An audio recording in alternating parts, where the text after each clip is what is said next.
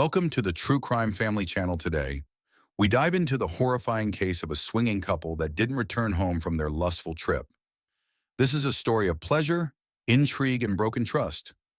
Our story starts on the 6th of March, 2010. A luxurious cruise ship sails through the turquoise waters of the Caribbean.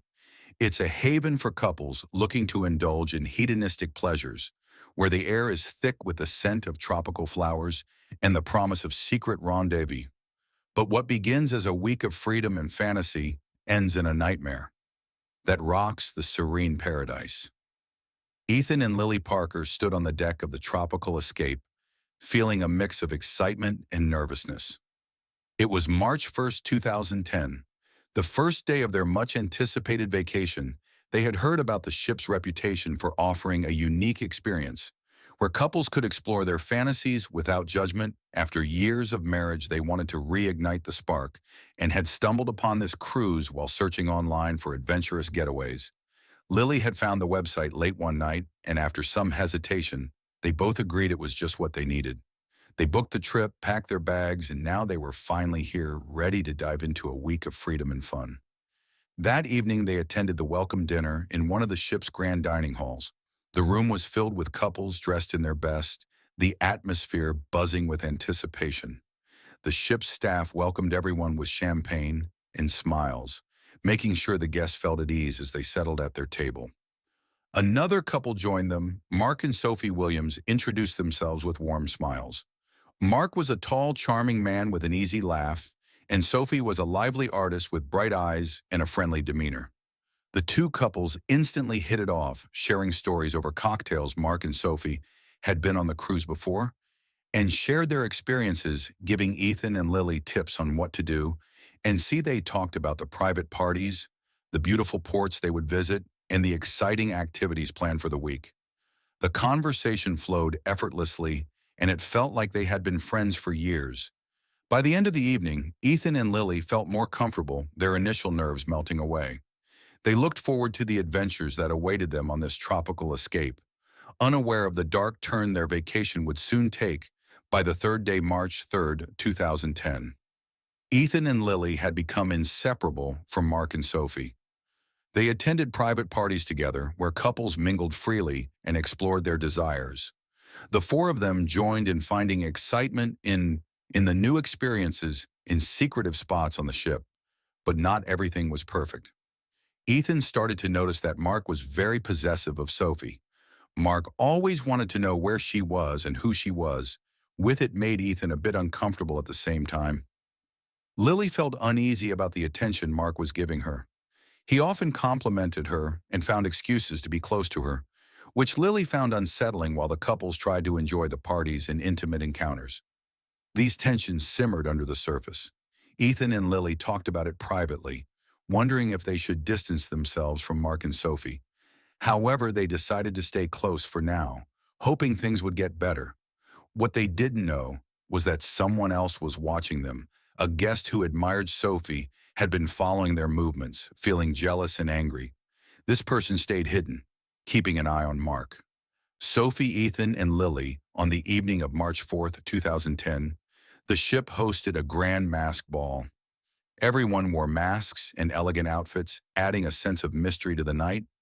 The couples danced and enjoyed the music, but the tensions from the previous days lingered as the night progressed. An argument broke out between Mark and Ethan. Mark, upset and jealous, accused Ethan of spending too much time with Sophie. Ethan tried to stay calm, but the argument escalated. Witnesses later recalled seeing Mark storm off in anger, leaving Ethan looking visibly shaken. Sophie rushed to calm Ethan, but the atmosphere remained tense. The evening that started with excitement now felt heavy with unresolved issues. Meanwhile, the mysterious admirer of Sophie continued to watch them, hidden among the other guests. This person observed every move, fueled by jealousy and a sense of possessiveness over Sophie.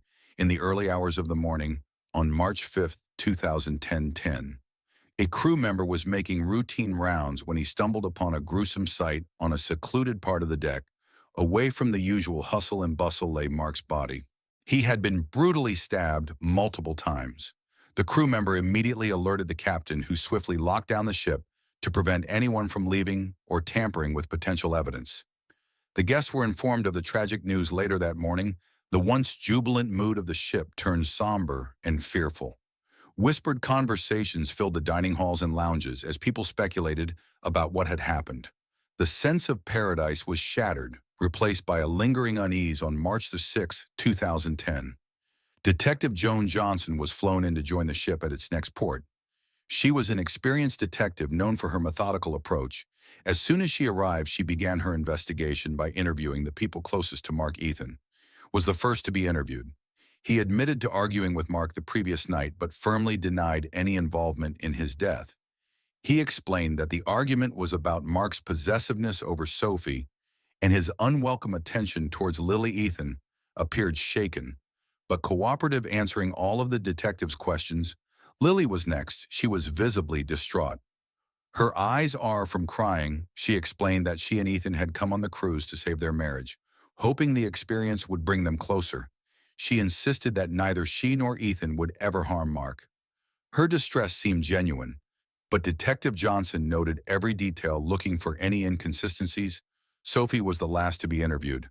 Unlike Ethan and Lily, she seemed oddly calm. She spoke about her relationship with Mark, revealing cracks in their seemingly perfect facade. She admitted that Mark could be controlling and that their marriage was far from perfect. Sophie's composure was unsettling, but she provided valuable insights into their relationship. Dynamics as Detective Johnson continued her investigation. She examined the crime scene thoroughly, looking for any clues that might lead to the killer.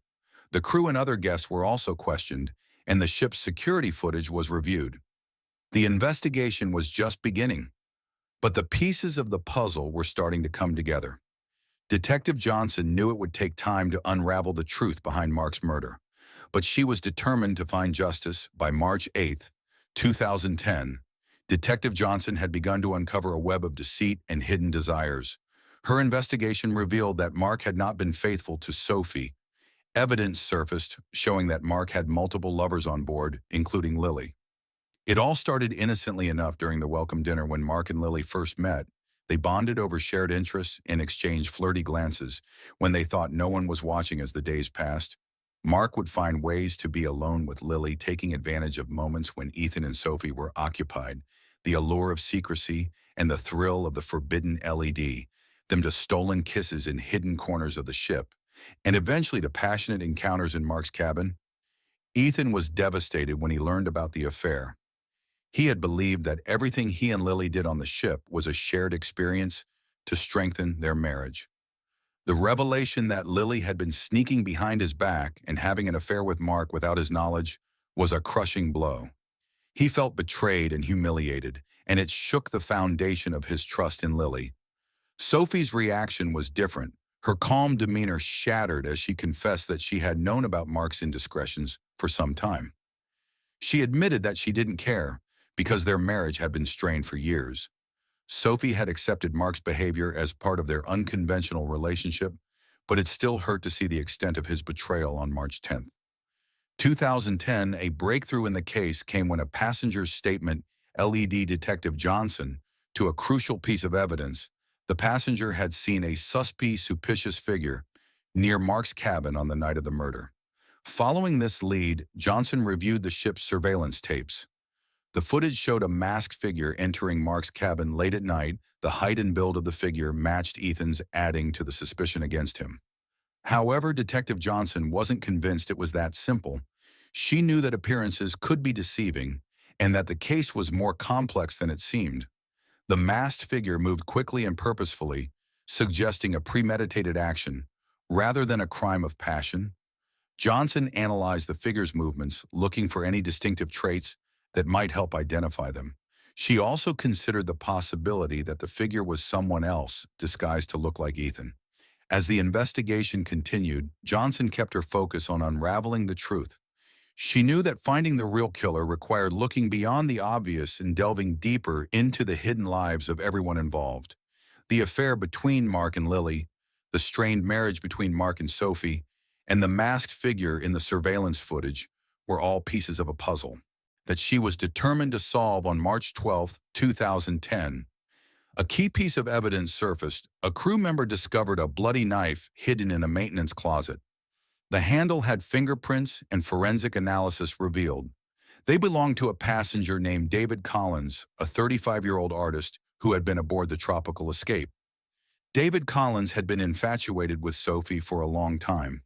They had met during an art exhibition a year ago and had an affair. Their relationship was intense but secretive.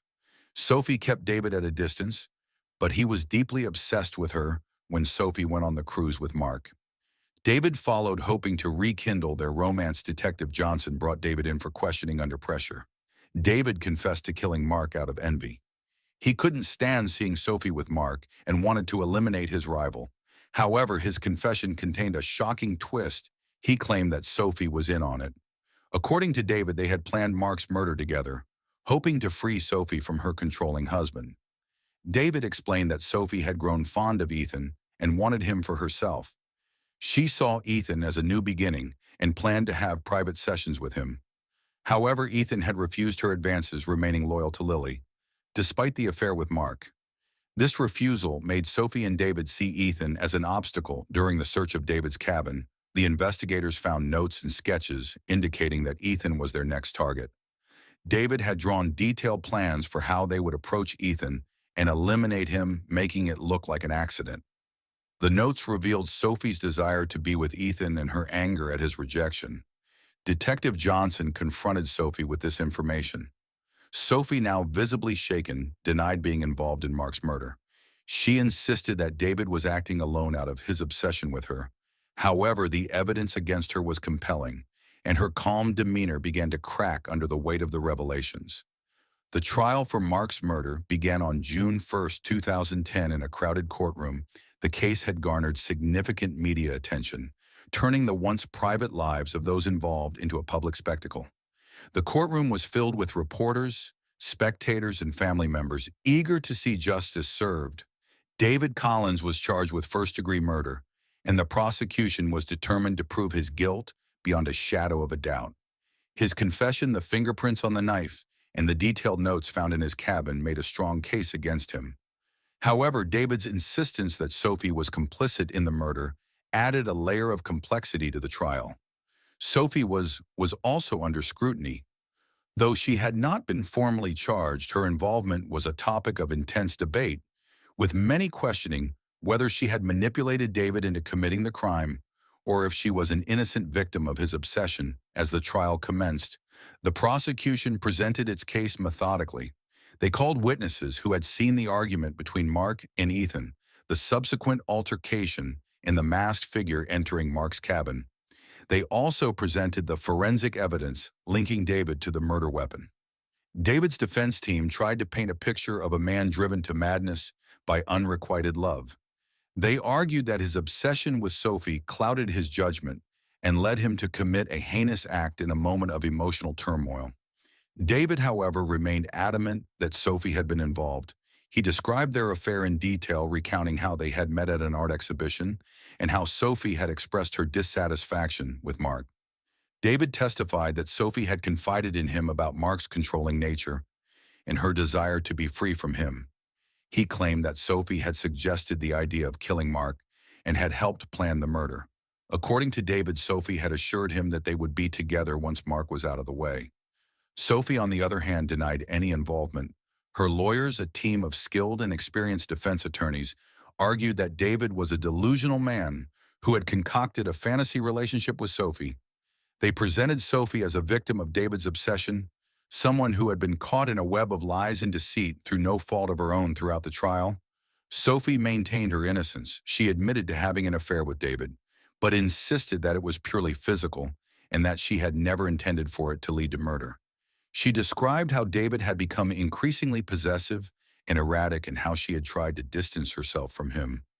Sophie's lawyers highlighted her calm and cooperative demeanor during the investigation, arguing that she had nothing to hide. As the trial progressed, the focus shifted to the relationship between Ethan and Lily.